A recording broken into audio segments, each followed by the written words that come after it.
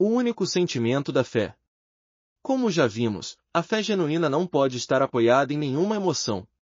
Porém, se existe um sentimento relacionado à fé que deve ser aceito e cultivado por nós é o de revolta contra o pecado e contra as ameaças e as afrontas do inferno. A revolta a que me refiro é a que nasce justamente de uma fé inteligente, que toma conhecimento, por meio das Escrituras, da grandeza de Deus, do seu poder, da sua fidelidade e da sua disposição em agir por meio dos seus servos, e por isso, não se conforma com as injustiças que acontecem neste mundo causadas pelo diabo. Desse modo, não é possível uma pessoa ter o mesmo Deus de Abraão dentro de si e se acomodar diante da guerra entre o reino de Deus e o reino das trevas. É impossível uma pessoa ser batizada com o Espírito Santo, possuir a mente de Cristo e, ainda assim, viver recuada diante das investidas do diabo, que tem levado tanta gente para o inferno. Na maioria das vezes em que Deus se revelou a alguém, esse manifestou uma fé atrevida e revoltada com a situação. A fé gera coragem e remove todo tipo de acomodação, conformismo e passividade. Portanto, essa fé aguerrida é o combustível que traz respostas, mudanças e milagres. Quando há a revolta da fé, os céus se movem a nosso favor, pois a revolta nos leva ao desafio, ao tudo ou nada, à vida ou à morte. A fé sem revolta é o mesmo que uma comida sem sal, é o mesmo que um dia sem sol, uma noite sem estrelas e luar. É preciso entender que ninguém consegue mudar de vida nem vencer o inferno porque é bonzinho, porque é pastor, obreiro ou membro de uma igreja, não. A mudança só vem quando existe uma revolta verdadeira, aquela que nos leva ao trono do Todo-Poderoso e nos faz partir para o sacrifício, para requerer uma mudança. Arde dentro de mim o fato de crer em um Deus tão grande e ver coisas tão insignificantes sendo feitas para Ele. Foi este sentimento de revolta que me impulsionou a deixar tudo para pregar o Evangelho. Eu creio que, se Deus é grande, coisas grandes têm de acontecer. Podem me achar petulante, mas, se nessa guerra espiritual, o diabo coloca toda a sua força para destruir as pessoas, eu também tenho que dar tudo de mim para o reino de Deus. Indubitavelmente, eu tenho de fazer a diferença. Que me has de dar? Tenho em Abraão uma grande referência de fé. Por isso, obedeço ao que diz a Bíblia, que nos manda olhar para ele e tomar o seu exemplo.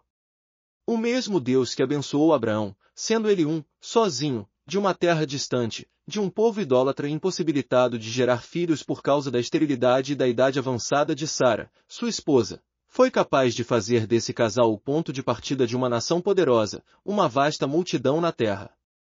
Eu olho para Abraão para jamais esquecer que Deus continua o mesmo. Nele não há sombra de variação ou mudança. Olhai para Abraão, vosso pai, e para Sara, que vos deu à luz, porque, sendo ele só, o chamei, e o abençoei e o multipliquei. Isaías 51.2.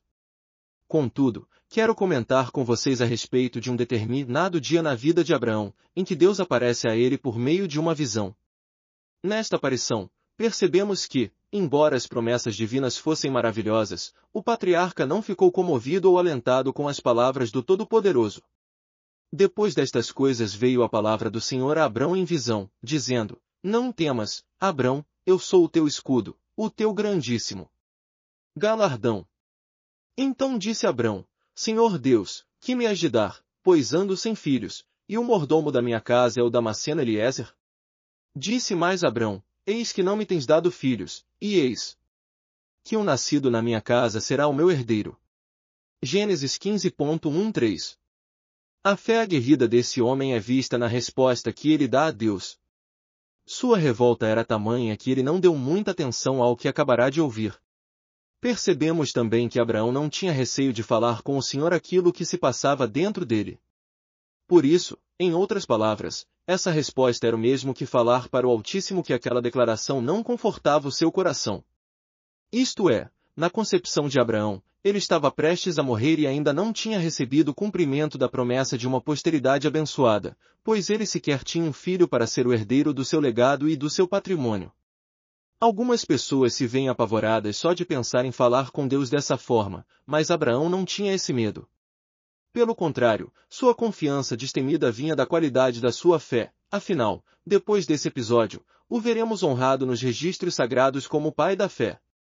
Sendo assim, Abraão não importunou a Deus nem foi repreendido por ele ao reivindicar o cumprimento da promessa, mas foi engrandecido por tamanha coragem. Creio que o atrevimento da fé de Abraão agradou ao Todo-Poderoso, por isso ele lhe deu a visão do céu estrelado e o tão sonhado filho com Sara, que é Isaque. E, deste, fez surgir Israel, assim como nações e reis, incluindo o próprio Senhor Jesus. As boas palavras do Senhor não ficaram restritas a Abraão, mas se cumprem até os dias de hoje, por nosso intermédio também, pois somos considerados filhos de Abraão, seus descendentes espirituais, o novo Israel de Deus. O Altíssimo, portanto, não fica desapontado com a fé revoltada, mas a aprecia e a recompensa. Veja que o mesmo Abraão de postura pacífica, quando recebeu a notícia de que seu sobrinho Ló tinha sido levado cativo por povos inimigos, reuniu todos os seus servos para ir resgatá-lo, conforme Gênesis 14 de dezembro de 16. Ao todo, ele tomou 318 homens nascidos em sua casa, que eram pastores de rebanho, homens do campo que não dominavam a arte da guerra, mas que foram armados por ele para irem à batalha. Por que Abraão tomou essa atitude? Porque a fé atrevida não tem nada a perder. Ela violenta o inferno, arrasa as dúvidas e faz manifestar a grandeza de Deus. Quem é este incircunciso filisteu, ou quem Golias pensa que é? Foi isso que Davi perguntou ao ver que Israel estava sendo afrontada pelos inimigos.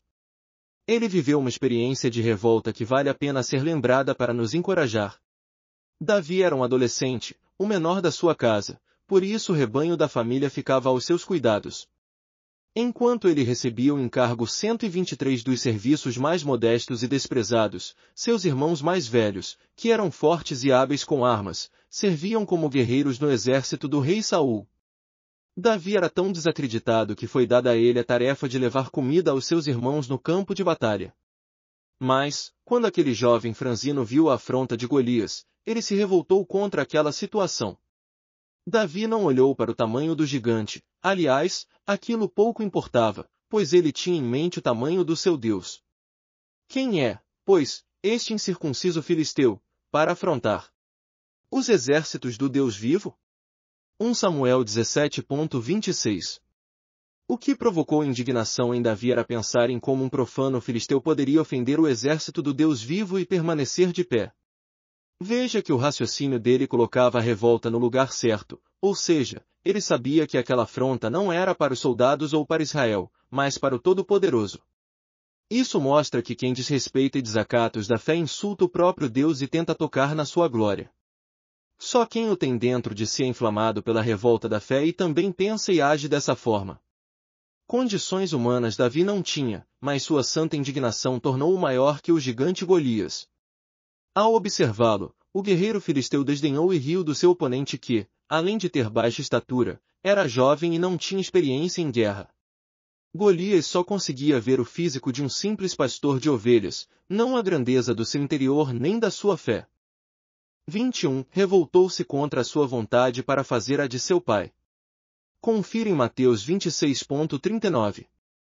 Além desses fatos, seus ensinamentos e discursos mostram toda a sua revolta. Então, viver no Espírito é viver na fé da revolta para mudar as situações impostas pelo mal. Todas as pessoas possuídas pelo Espírito de Deus carregam em si a revolta contra os espíritos da corrupção espiritual e moral. Para eles, é inadmissível ter o de Deus, ao mesmo tempo, estar sujeito às injustiças que, no fundo, procedem do inferno. A permissão divina às injustiças não é sinal da sua vontade. Ao contrário, Deus tem permitido a ação dos inimigos da justiça para que seus filhos, filhos da justiça, se revoltem, lutem e prevaleçam contra eles. Isso despertará a fé dos sinceros e os fará ver que há um Deus vivo e todo-poderoso pronto para livrá-los.